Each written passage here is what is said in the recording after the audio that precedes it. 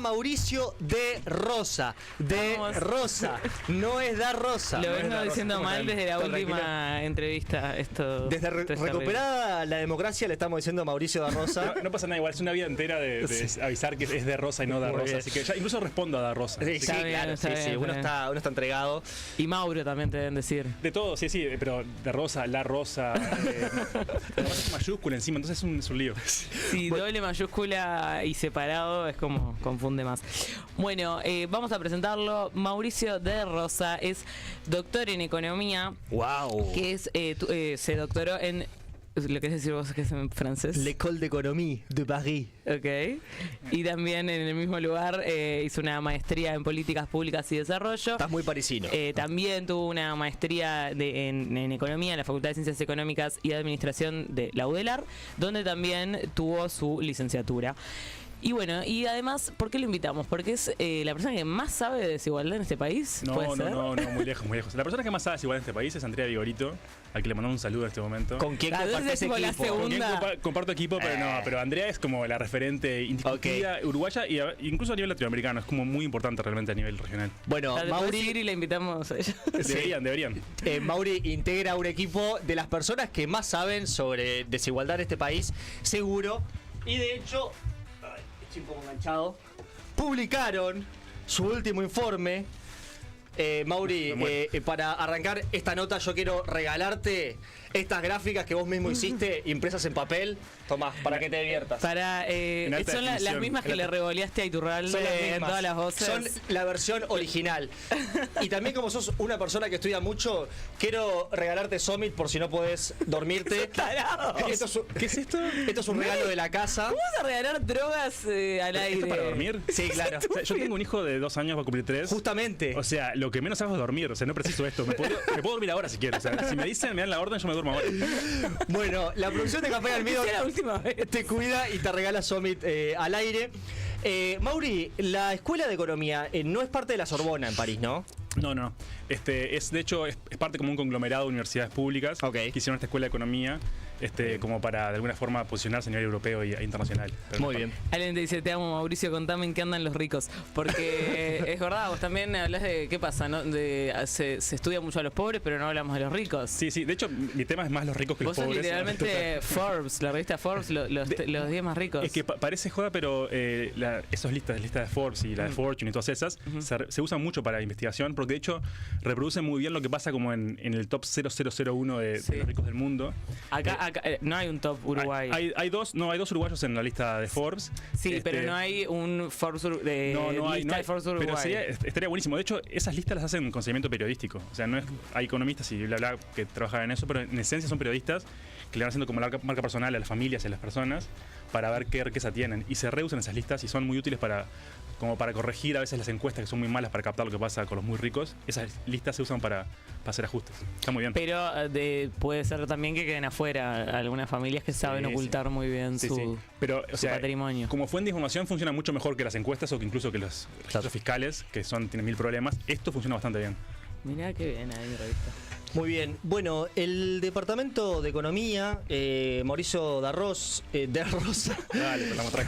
Guillermo Sánchez, Andrea Vigorito y Joan Vilá, publican en agosto del 24 un artículo que se titula Una recuperación desigual, masa salarial y distribución del ingreso después de la crisis. Este artículo, uno de los principales titulares, uno podría decir, que saca a la luz es que si uno compara 2019 con los últimos datos de 2023, yo entiendo que es un 95% de los uruguayos tienen menos riqueza por hogares que en 2019. ¿Cómo llegan a esto? ¿Cómo se construye este número? Esto, digamos, se construye igual que se construyen todos los otros números de desigualdad a partir de la encuesta continua de hogares, que es este instrumento que utilizamos para medir qué pasa con los ingresos de los hogares en Uruguay. Es una muestra representativa de los hogares uruguayos que da cuenta de cómo le va a cada uno de estos hogares desde el punto de vista del empleo, del salario, de otros ingresos. Entonces, con esa información, que es como lo más preciso que tenemos para ver qué pasa con los ingresos del conjunto de la población, construimos estos números. Es la misma fuente de información que se utiliza para calcular el índice de Gini o la tasa de pobreza, es la misma base de datos. Esto es como una forma distinta de mostrar lo que ya sabíamos y lo que ya de hecho el INE publica regularmente, que es el índice de Gini, que ya marcaba este incremento de la desigualdad bastante marcado entre 2019 y 2023. Ahí digamos, hay un incremento de 1,1 en el índice de Gini, que es un incremento muy sustantivo entre 2019 y 2023. 1,1 en español, ¿qué quiere decir? Exactamente, eso es un montón. Y tenemos la gráfica acá para pasarla, la 90. Y perdón, Mauri, que te interrumpí. No, pero buenísimo que está con... Ahí va, esa es como otra forma de ver este mismo incremento de la desigualdad. 1,1 de incremento de índice de Gini es un incremento muy sustantivo. El Gini se mueve muy poquito, entonces que se incremente 1,1 punto en un periodo tan corto de tiempo da cuenta de un incremento bastante marcado de la desigualdad. Esto es otra forma de verlo. Son los mismos datos, pero expresados, digamos, de forma distinta.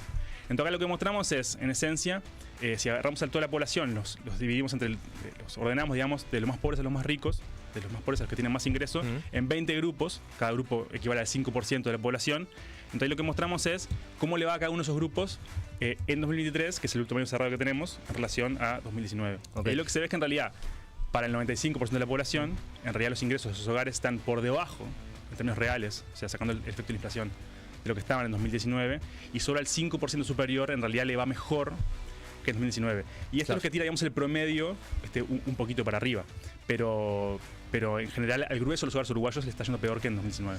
¿La media está por arriba o por abajo? Bueno, ahí depende de qué indicador utilicemos. Ahí, por ejemplo, está el valor promedio, está por debajo del 0%, porque este es un ingreso que no considera, por ejemplo, el valor locativo y hay algunas como variables de ingreso que son un poco problemáticas, que a veces se excluyen para estas comparaciones. Ahí depende de lo que uno considere, puede quedar por abajo o por encima del 0% del promedio, siempre como ahí en el entorno del cero. No fue un crecimiento de ingresos de los hogares muy marcado hasta 2023.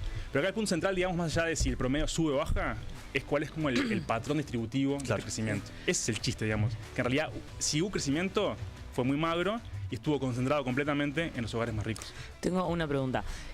Porque, viste, que este tipo de números son como macro y muchas veces a uno le puede decir como, bueno, pero si yo estoy mejor, o yo estoy peor, o yo gano en pesos, o ¿qué indicadores como más de autopercepción hacen que la gente se sienta que está mejor o peor? No sé, un tema del auto, de con cuánta plata llega al fin de mes. ¿Tienen así como indicadores de la vida real identificados que hacen que la gente se perciba de mayor o menor clase o con más o menos ingresos? El tema de la autopercepción es bien complicado porque se imaginarán que refiere a una cantidad de factores que son esencialmente psicológicos y cómo uno se, digamos, construye la propia identidad y en relación a otros.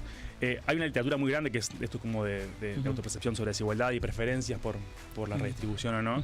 En general lo que marca es una cosa que conversamos la vez pasada que vine, que es que uno se tiende a comparar con sus pares.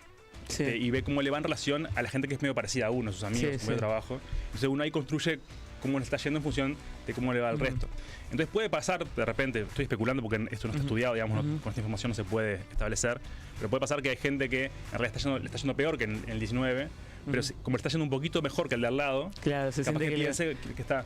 Pero es una especulación, ¿no? En realidad no tenemos información como para claro, poder... porque eso es bien interesante, la lucha que tienen como los dos bloques de el gobierno fracasó o no, a la gente le va mejor, le va peor, tu salario te rinde más, te rinde menos. Y las personas en realidad como que ven eso y dicen, a mí me rinde más o menos, y capaz que no saben, no lo tienen calculado. Pero y capaz que tiene que ver con que yo trabajé más, ¿no? Pero para mí, no sé, pudieron salir a comer 3 veces menos y se sienten, no sé, eso capaz estaba estudiado como si había como cosas puntuales. Pero es bien interesante y es bien difícil estudiar eso. Lo que sí sabemos es que la gente tiende como a equivocarse sistemáticamente en su ubicación, la distribución del ingreso. O sea, todo el mundo tiende a ubicarse más en el medio de la distribución de lo que realmente está. Todo el mundo piensa que es clase media, que es el medio de la sociedad. Exactamente. Claro, porque seguramente tenés un amigo que gana menos y un amigo que gana más, entonces yo debo ser del medio. Si acá agarramos estos 20 grupos, no sé, la gente, o si lo dimos en 10, ¿no? Los de 10 deciles. La gente del decil 9 o 10 tiende a ubicarse sistemáticamente en el decil 6 o 7. Los del decil 1 o 2 tienden a ubicarse sistemáticamente en el decil 5 o 6. O sea, como que tienden a pensar que están más en el medio. Todos van a tirarse para el medio, claro. Sí, o sea, de hecho es raro que alguien se autorreconozca pobre o cheto, ¿no? En general es tipo, casi todo el mundo con quien hablas, salvo excepciones obviamente, te dicen, no, yo soy clase media, yo soy clase media. ¿Qué es el clase media en Uruguay? Es muy difícil. Ganar bastante poco. Un poco lo hablamos la vez pasada, que es como, es un tema bien difícil de estudiar porque es un concepto como un poco como así laxo, ¿no? Es muy difícil de establecer qué entiende uno por clase media.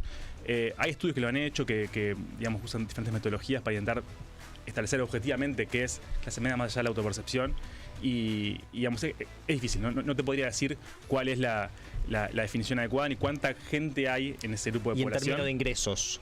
Bueno, es que si decimos como hacías vos, la mediana, o sea, la gente que está en la mitad de la distribución, la mediana es muy baja. Estamos hablando de ingresos de 25.000 pesos más o menos mensuales, o sea, es muy poquito ¿Por realmente. persona? Sí. O sea, si vos dividís a la sociedad en partes, la gente del medio, en Sí. términos cuantitativos. Sí, eso es la mediana, se llama la mediana eso. Ok.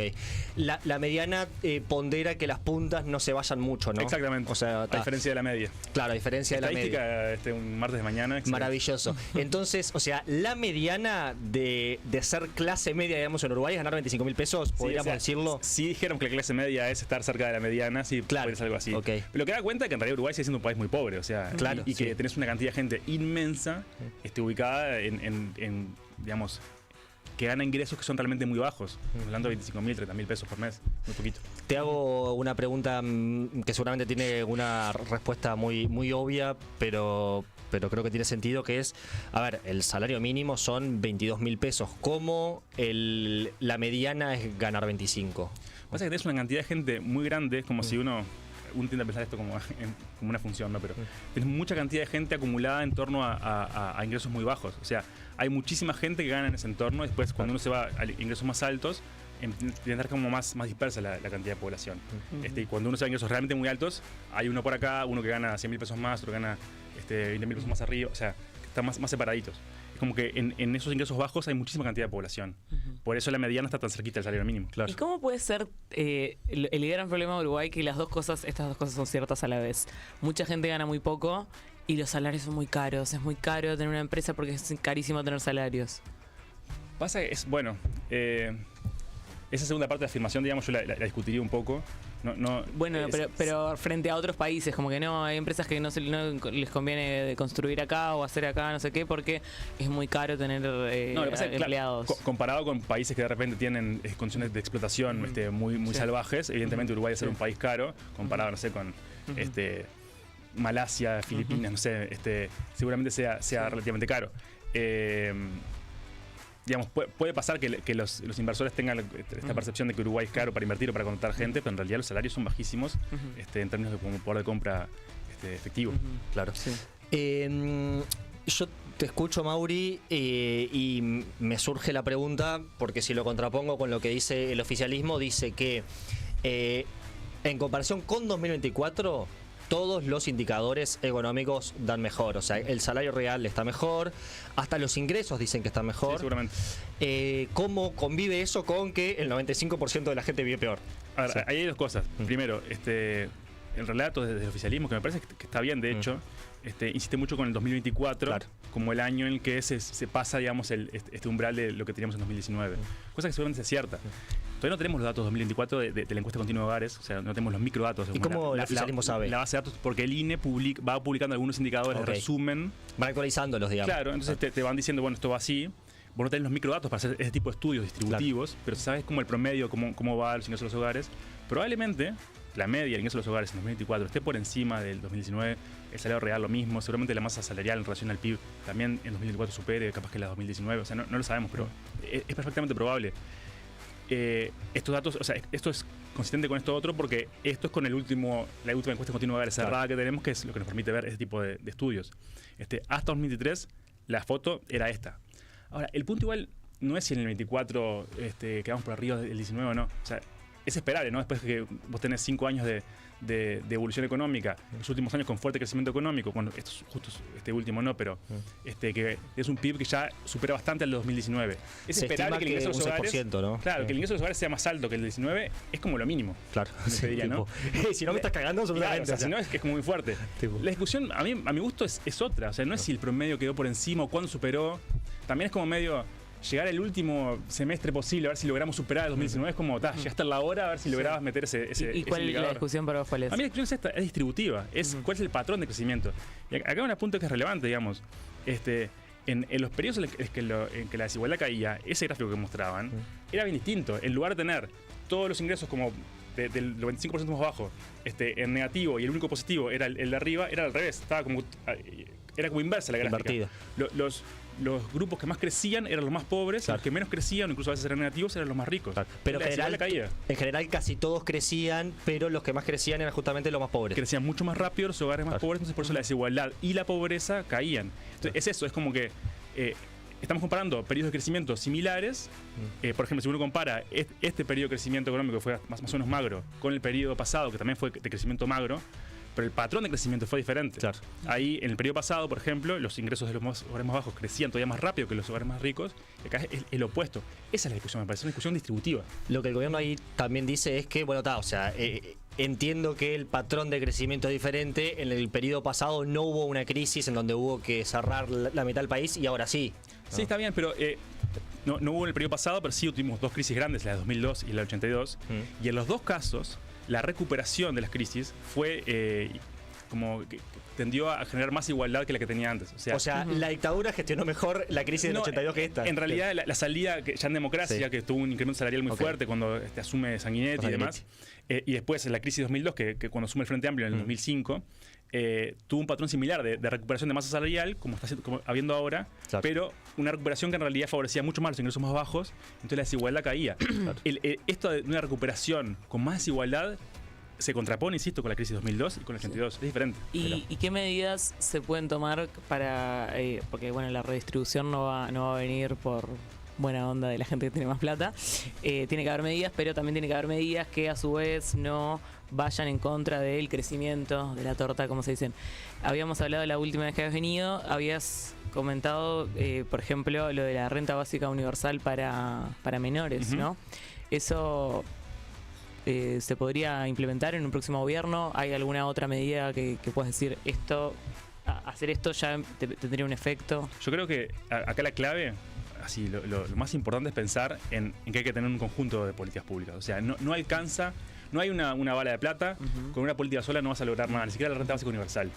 O sea, no alcanza con una sola política, tienes que tener una batería de políticas públicas. Entonces tienes que tener un refuerzo de transferencias monetarias, seguro, en los hogares más pobres, puede ser una renta básica universal para menores, o puede ser un refuerzo sustantivo de las transferencias como están hoy, pero eso tiene que estar. Tiene que haber una modificación del sistema tributario. Claro, por eso de dónde, claro. ¿de dónde Para mí agarraría está bueno plata? pensar en clave como de binomio, ¿no? Si vos subís transferencias, financiarlas con incremento de imposición a los ingresos, en particular a los hogares de más ingresos, vía IRPF, es lo más claro. Uno puede modificar el IRPF para generar más recursos. Tiene que haber algún tipo de imposición. Se nota que no te tiras a ninguna, no estás buscando votos, porque decir subir el IRPF así tan sueltito de cuerpo... Pasa que lo venimos diciendo hace mucho tiempo ya. Sí. Es claramente la forma de hacerlo, y ahora me refería a la segunda parte de tu pregunta, que me parece No, digo que es relevante. antipático para la gente. Pero, sí, bueno, pero no sé para cuánta gente, porque en realidad tengo claro que resulta antipático. Sí. Pero en realidad la proporción de población que paga IRPF en realidad es muy minoritaria. Entonces, Sí, pero todos piensan que son todos. Y lo que yo estoy proponiendo en realidad, después podemos conversar, pero es mover los tramos y las tasas de impuestos superiores. Entonces en realidad estamos hablando de una proporción de gente chica. Además hay que incorporar un impuesto al patrimonio en Uruguay. Eso es importante. Que no hay impuesto al patrimonio en Uruguay. Hay sí uno. Hay un impuesto al patrimonio a las personas jurídicas. Perdón, no hay impuesto a la herencia, perdón. Al patrimonio hay, obviamente, sí. Pero igual hay, pero con esta particularidad. Está el impuesto al patrimonio a las personas jurídicas, que es a las empresas, que se recauda un poco, 0,9 del PIB. Y después hay un impuesto al patrimonio a las personas físicas, pero que en realidad casi no recauda, porque no se va a buscar. Hay muy poquita gente que lo paga, pero además tenía un calendario de función. En la reforma tributaria de 2007-2008 se dijo, bueno, este impuesto que existía, las tasas van a ir bajando año a año hasta llegar a morir, creo que murió ahora en 2022, 2021. O sea, terminaba como con unas tasas muy, muy bajitas y era un impuesto como testimonial. O sea, fue parte de la reforma tributaria de Danilo Astori que Uruguay recaude o exonere cada vez más impuesto al patrimonio. Sí, esas tasas, esa como secuencia de caída, fue parte de esa reforma, de esa simplificación del sistema. ¿Y cuál era el argumento para reducir la recaudación de que patrimonio? En realidad estaba incorporando, no recuerdo ahora esa discusión precisa de ese impuesto, pero sí el argumento general era que se está incorporando imposición a los ingresos por capital vía IRPF. Okay. El IRPF graba al trabajo y al capital. El IRPF 1 es para el capital. Si vos grabas ingresos por capital, tal vez esa fue la racionalidad para sacar el impuesto al stock que le da origen. Entonces, hay que tener impuesto al patrimonio, hay que reforzarlo sustantivamente, digamos, y eso recaudaría ingresos considerables y además ayudaría a mejorar la distribución de la riqueza. Un impuesto a la herencia. Son cosas que operan como diferentes planos. Uno opera para bajar la desigualdad ya, ¿no? Transferencias con financiaciones con IRPF. otro opera para entorpecer la desigualdad patrimonial, que es como lo que le da origen a los ingresos, sobre todo de los más ricos. El impuesto a la herencia lo que hace es obstruir la transmisión intergeneracional de la desigualdad. Entonces, todo eso operando en conjunto es como que te genera una fuerza hacia la caída de la desigualdad. Pero vos preguntabas otra cosa que era de los efectos. Y acá es como muy poquito lo que sabemos sobre los efectos negativos de la imposición, o los efectos en general de la imposición sobre el crecimiento económico. Sabe bastante poco, es muy difícil de estudiar. Y sin embargo, en el debate público, y a veces en el debate académico incluso, ¿no? Se dice como si fuese una verdad revelada que si uno pone un impuesto, sube un punto de presión fiscal en Uruguay, rompemos la maquinita del crecimiento económico. Y eso no es así. ¿Sí? No es una ley escrita en piedra que eso vaya a pasar. Por supuesto hay que hacerlo con mucho cuidado, hay que ver qué impuestos se implementan, de qué forma. La inversión es muy relevante. Pero, digamos, no es que por definición uno vaya a romper la economía si uno sube unos puntos de IRPF. ¿Sí? Sí. Eso no funciona así. ¿Y por qué, Mauri, está mal la desigualdad? Porque mucha gente dice la desigualdad es natural, o sea, nacemos, el que más se esfuerza tiene más y está bien que se recompense. ¿Por qué está mal la desigualdad como tal? Yo creo que ahí hay dos discusiones. Hay una discusión como que me parece la más importante, que es la de la justicia, o sea, si consideramos que eso es justo o injusto. Después está la discusión como instrumental, si esto es bueno o malo para otras cosas, por ejemplo, para el crecimiento económico.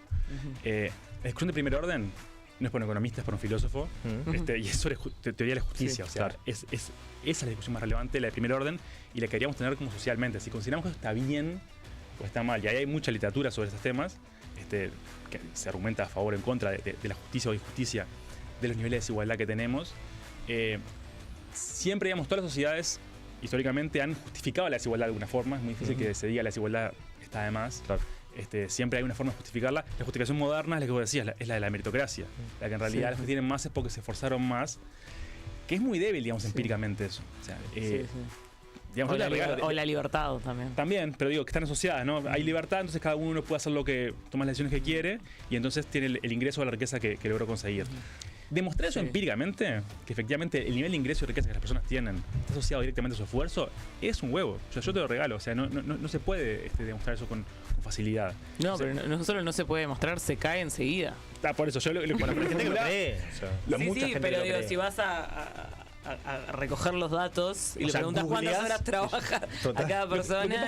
Como todos los mitos, yo creo que es un mito grande como una casa, pero como todos los mitos tienen una parte de realidad. Y es que es algo que es evidente, que es que si uno se esfuerza más, o sea, si uno se compara consigo mismo y se esfuerza más, obviamente hay mejor. O sea, probablemente progrese un poco más. Sí, o sea, o si agarras dos personas idénticas, en iguales condiciones, si una que se esfuerza, se levanta temprano, se levanta 5 de la mañana, estudia, después va a trabajar, no sé qué, bueno, es probable que en largo plazo le vaya mejor la vida. Claro. O sea, es muy probable.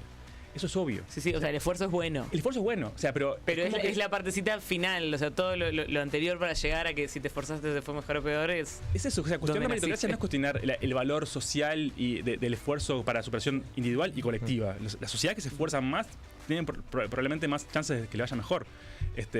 No es el punto es si el esfuerzo logra explicar el esfuerzo que es esta es la diferencia que hay en la población, se le va a explicar las diferencias después económicas que son mucho más grandes. O sea, creo que esa es la parte más importante de discutir si nos parece justo o injusto. Si nos parece justo o injusto que haya 20% de los niños que vivían en hogares pobres. O sea, ahí no hay meritocracia ninguna. O sea, ¿cómo explicás eso? Hay que dar una vuelta argumental muy zarpada para argumentar por qué es justo que unos niños y niñas de menores de 5 años vivan en condiciones de privación material.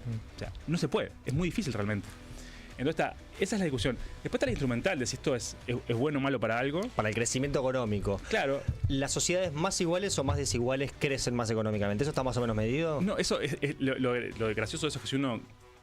De vuelta una gráfica, perdón, pero es como la forma en que pienso. Pero si uno grafica, digamos, crecimiento económico y desigualdad y pone en 9 puntos donde cada punto es un país, va a haber países en todos lados. Hay países que crecen mucho y que son muy desiguales, países que crecen mucho y son muy igualitarios, y al revés. Bueno, acabo de tirar el mate, perfecto. Bueno, muy bien. Estarías enojado. No, también un poco, porque me enoja porque en realidad hay como... Es un tema duro. Claro, pero es que tiende a asumirse que los países más iguales crecen más. Crecen más porque hay más incentivos. En realidad eso no es así. Hay 1000 factores que determinan el crecimiento económico. Y la desigualdad no es uno de ellos. De hecho, en un momento el FMI, hace ya como 10 años, decidió ponerse a estudiar el tema de la desigualdad, como que dieron... Bien.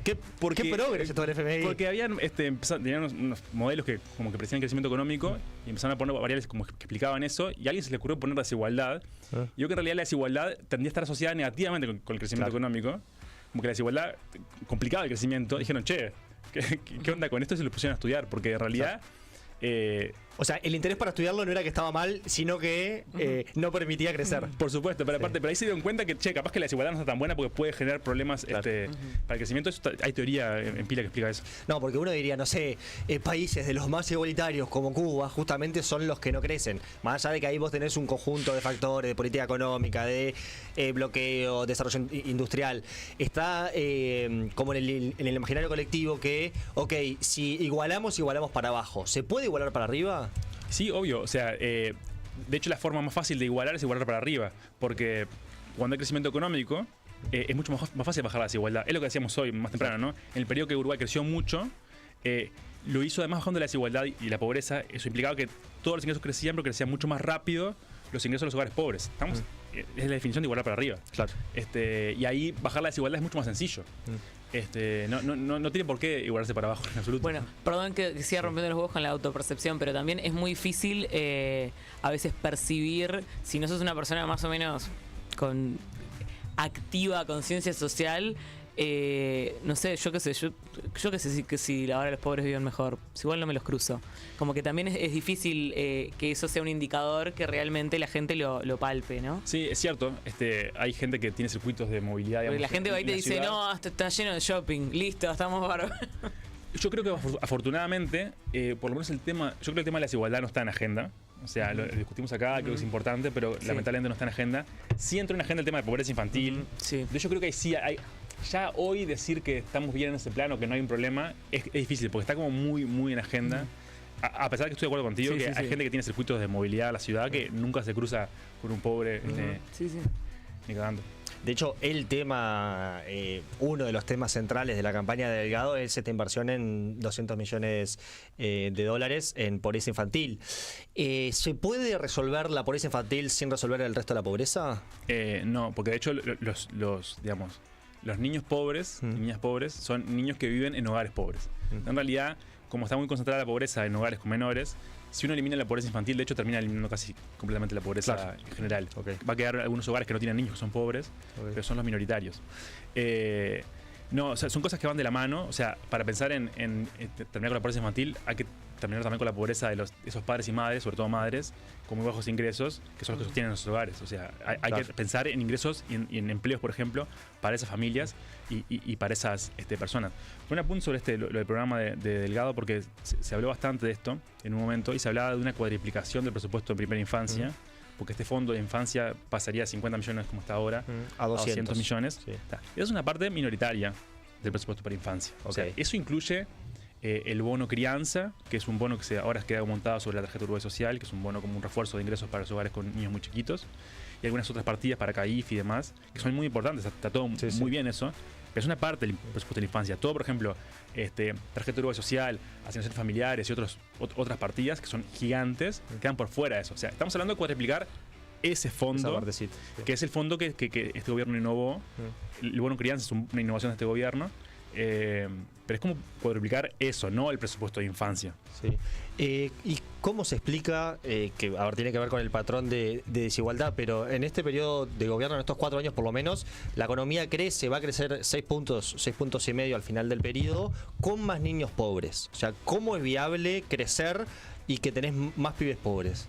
Es que, o sea, no hubo políticas deliberadas para enfrentar esa situación. Entonces, desde ese punto de vista, digamos, era muy difícil que pasara otra cosa. En general, el crecimiento y el mercado no tiende a generar más igualdad, tiende a generar más desigualdad. Y esto es parte del mismo paquete. Crecemos, pero crecemos. Los hogares más pobres crecen muy poquito, incluso quedan por debajo de 2019. Tenemos pobreza y tenemos pobreza infantil. Es muy difícil que no sea así, digamos. Si vos tenés un crecimiento de la economía con el crecimiento de la desigualdad, es muy probable que tengas un pico de pobreza. No se puede pensar pobreza sin pensar desigualdad al mismo tiempo, es perderse la mitad de la película. Es como una mirada muy hemipléjica del problema.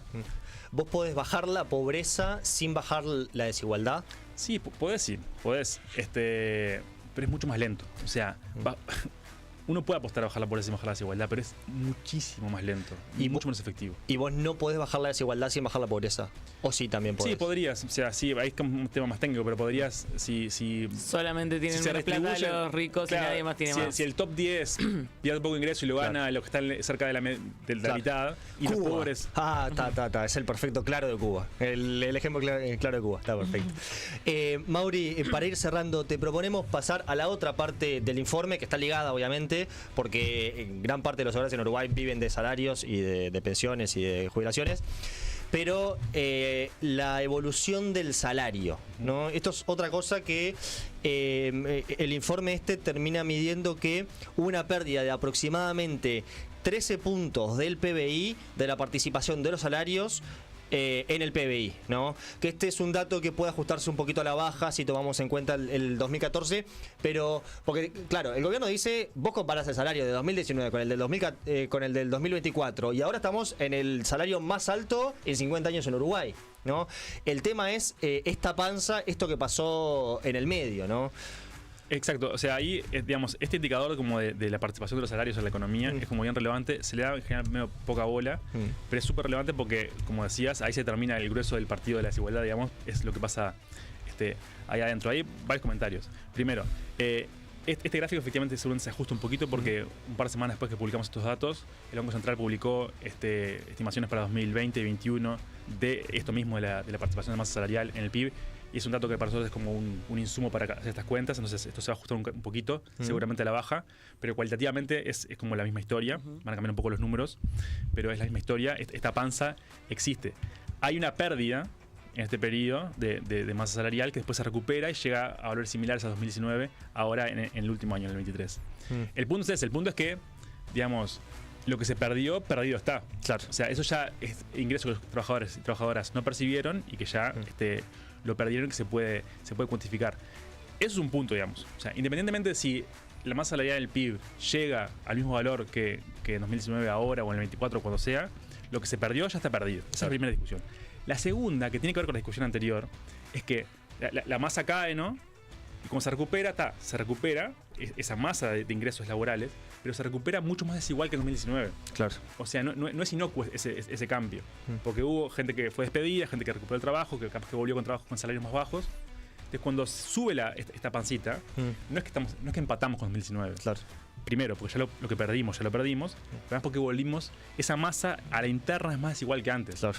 De hecho, el Gini, los ingresos laborales, sube como 1,2 puntos. O sea, es un incremento resarpado de la desigualdad de los trabajadores, dentro de los trabajadores. En materia de ingresos. Claro, de ingresos. Entonces, eso es lo que explica en buena medida este incremento de la desigualdad, ese gráfico que veíamos, ¿no? Del 95%. Sí, sí.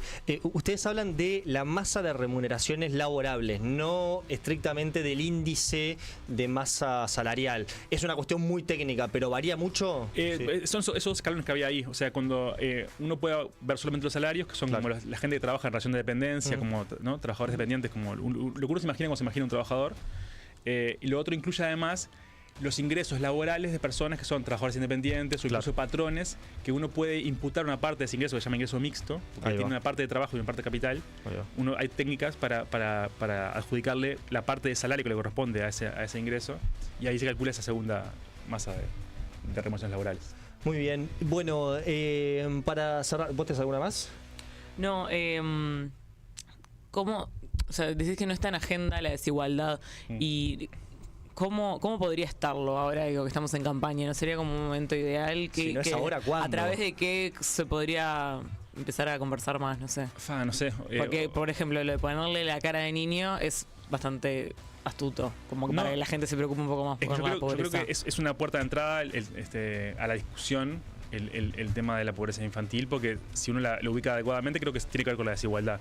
Pero la desigualdad como que no entra en la agenda. Ahora, yo creo que un poquito con el impuesto a los súper ricos de Lula, como que algo entró en la discusión, pero ya quedó. Sí, ya quedó para atrás. O sea, es como que no entra. Yo creo que también falta mucha información y falta como ponerle números a estas cosas. Ese es el esfuerzo que hacemos nosotros, como intentar mostrar realmente cuán desiguales somos, que somos realmente muy desiguales, y creo que la ciudadanía no lo tiene tan claro. No, seguro que no lo tiene muy claro. Mauri, Hacia adelante, nuevo gobierno, lo que la mayoría de las encuestadoras están diciendo es que vamos a entrar en un escenario de mayoría parlamentaria del Frente Amplio, probablemente no gane en primera vuelta, pero sí mayoría parlamentaria. El Frente Amplio seguramente tenga condiciones para impulsar transformaciones que reviertan este crecimiento de la desigualdad. ¿Cuál debería ser para vos la principal medida que tome un nuevo gobierno del Frente Amplio? Cualquier gobierno, pero particularmente el Frente Amplio, que le ha dado más centralidad al tratamiento de la desigualdad. O sea, ¿qué medidas habría que impulsar 2025? Yo, de pique hay tres que son importantes para agarrar la desigualdad como del lado de la pobreza, pero también del lado de los ingresos altos. Transferencias monetarias, que es un refuerzo sustantivo de las transferencias monetarias, y además rediseñar un poco el sistema para que llegue a los gurises que no está llegando hoy, que les que debían recibir una transferencia y no la reciben. Eso uno. Dos, una política de empleo bastante ambiciosa. O sea, hay que pensar algo muy agresivo, 30, 40 mil puestos de trabajo por lo menos, empleo protegido, o sea, empleo que se dice como garantido por el Estado, que es en realidad una política que es como el equivalente a la renta básica universal, pero para empleo. Hay que empezar una política que tienda hacia eso, pero que empiece como una escala más chiquita. Como los jornales solidarios, pero mejor pagos. Pero mejor pagos y con acompañamiento, por un tiempo considerable, cosa de que la gente pueda también agarrar dinámica de laburo y después pueda insertarse en el mercado privado de forma un poco más dinámica. Pero tenemos que empezar una escala suficiente para que llegar a un conjunto de hogares grande con ingresos. Esto es importante porque pensemos que cuando Uruguay crecía en 2010, 11, 12 a tasas de 6, 7%, igual teníamos un 7% de desempleo. O sea, hay un grupo de gente ahí que si no vas a buscarla y ofreces un empleo protegido con un salario razonable, con formación, es muy difícil que se reinserte en el mercado laboral. Entonces, esa es una segunda pata. Y la tercera pata, que juega el rol a la vez de financiar estas políticas y a la vez de contribuir a bajar la desigualdad, es la reforma tributaria. O sea, hay que pensar en modificar el IRPF, categoría 1 y categoría 2, hay que incorporar el impuesto al patrimonio, o sea, en realidad tomar el que tenemos y mejorarlo sustantivamente, y hay que incorporar el impuesto a la herencia. No tengo dudas. Tengo una última pregunta sobre eso que decís de modificar la estructura tributaria. Sé que no es específicamente tu especialidad, pero seguro que sabes mucho más que los televidentes y que nosotros. ¿La estructura tributaria de Uruguay es cierto que se basa sobre todo en el consumo y no en la renta? Sí. ¿Y ahí no habría que pensar en tocar el IVA también? Sí, es que en realidad el IVA es un impuesto que es regresivo. O sea, porque es para todos igual, digamos. Es para todos igual, entonces los hogares más pobres, como todo su ingreso lo gastan en consumo básicamente, terminan pagando mucho más de IVA que lo que pagan los hogares ricos, que en realidad una parte grande de su ingreso la ahorran y no la consumen. Entonces es regresivo. No es tan regresivo como podría serlo, porque como hay dos tasas, eso tiene como que neutraliza un poco el efecto de la regresividad, pero es un impuesto muy regresivo. El punto del IVA es que el IVA recauda mucho, o sea, es una maquinita de recaudación muy importante, entonces para hacer políticas públicas es importante. Así que yo, digamos, sería cuidadoso con eso. Sin duda, digamos, si hay que tener una dirección es subir los impuestos directos y bajar los indirectos. O sea, subir el IRPF, el IAS, el IRAE y bajar el IVA, si se pudiera hacer un cambio de composición. Lo que pasa en Uruguay también, y esto es importante, se dice que estamos como en el techo insuperable de presión fiscal, y eso yo lo pondría en duda, digamos. Creo que Uruguay puede pensar en por el momento, no tocar el IVA y sí subir otros impuestos. Estamos como a 8 puntos del promedio de presión fiscal de los países de la OCDE. O sea, 8 puntos del PIB. Es un montón de guita eso. Tenemos 6 puntos y pico del PIB de gasto fiscal, o sea, de impuestos que no se cobran como por decisión política, digamos, cuando el promedio de la región está en 3 con algo. O sea, tenemos 3 puntos del PIB ahí de impuestos que se podrían cobrar y que no estamos cobrando. O sea, exoneramos mucho más impuestos que otros países. Y la evidencia es poquita, o sea, sobre el efecto de eso. Que realmente eso esté generando un crecimiento económico X, o que sin eso, en realidad, el crecimiento económico no se configuraría, no es tan claro. Bueno, porque hay mucha gente que dice que si vos exoneraras menos impuesto a la renta empresarial, IRAE, por ejemplo, perjudicarías la creación de trabajo, ¿no? Es una discusión súper importante, pero hay muy poca evidencia. O sea, tenemos que empezar a discutir en base a evidencia nacional o internacional, porque si no es como... son actos de fe, o sea, estamos yo creo que relegando 3 puntos del PIB en recaudación. Es mucha plata. Es muchísima plata, muchísima plata. Entonces, digamos, lo estamos entregando así como graciosamente. Está bien, hay fundamentos, no digo que no, pero me parece que valdría la pena discutirlo con un poquito más de evidencia, porque eso se puede usar para cosas para las que sí hay evidencia, por ejemplo, políticas de reducción de pobreza infantil que tienen impactos infinitamente superiores a la inversión inicial. Eso sí está recontra demostrado, la evidencia es abrumadora, sobre todo lo que conviene hacer políticas de primera infancia, por ejemplo. invertir 3 puntos del PIB en primera infancia es una locura. O sea, ahí sí terminas con la pobreza infantil, sin dudas, y además tiene un efecto para el crecimiento económico muy potente. Entonces, para eso sí hay evidencia. ¿Tenés alguna consulta más? El impacto en este encuadre del plebiscito en caso de aprobarse perjudicaría, por ejemplo, lo que podría ser la reducción de la desigualdad. ¿No tiene que ver? ¿Cómo lo ves? No, obviamente se dan 2 escenarios ahí. Digamos, las estimaciones que hay disponibles sobre cuál es el impacto presupuestal, por ejemplo, del plebiscito, viste que hay como 2 grandes vertientes. Una si es una suma que es por prestación, otra si es por prestación, por persona, perdón, y la cuenta cambia sustantivamente. Claro. Yo creo que hay que saltar un poco esa discusión para tener ¿De cuánto sale? Claro, un diálogo un poco más fluido, porque si no, sin esa cuenta es muy difícil. Claro. Pero si sale que mucha gente dice que quedarían con manos atadas, que tendrían que subir impuestos, todo, o sea, este escenario que estás planteando, esas 3 cosas que te parece que hay que hacerse, si se aprobara el plebiscito, ¿se podría hacer o habría como tanto espacio para hacerla? O sea, el espacio de venta está condicionado por la cantidad de políticas que uno tiene que desplegar, y si uno tiene que financiar una cosa extra, sea que sale $1.500 millones o sale 300 y pico, que es una diferencia, insisto, muy grande. 4 veces casi. Claro, o sea, obviamente condiciona diferente las políticas públicas. No sé, es como va por el costado, digamos. Si sale eso, va a haber que digamos, volver a la mesa de diseño y pensar qué tipo de políticas hay que desplegar. Yo creo que independientemente del resultado de eso, estas políticas hay que hacerlas.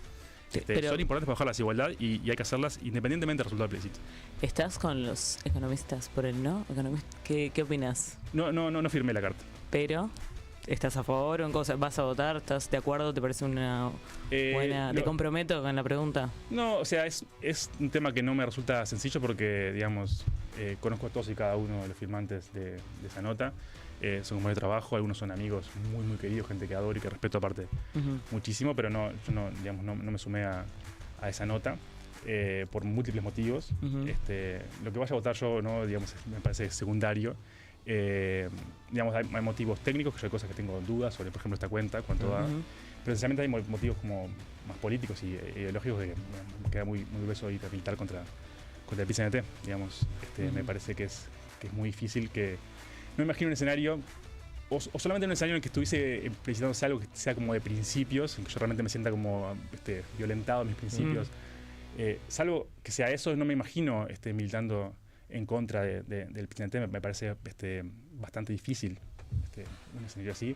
Menos en un escenario en que en realidad esto es una cuestión de conveniencia o no, y es creo que todos aceptamos que el PIT-CNT se está defendiendo de una agresión de este gobierno. Entonces, en ese sentido, me parece que es bastante grueso. Claro, pero entonces, como entiendo, tu corazón está siempre al lado del PIT-CNT, pero técnicamente ¿te parece que es una buena propuesta? No, técnicamente tiene un montón de problemas, pero eso creo que todos lo podemos como acordar, digamos. Hasta los promotores. En particular, claro, el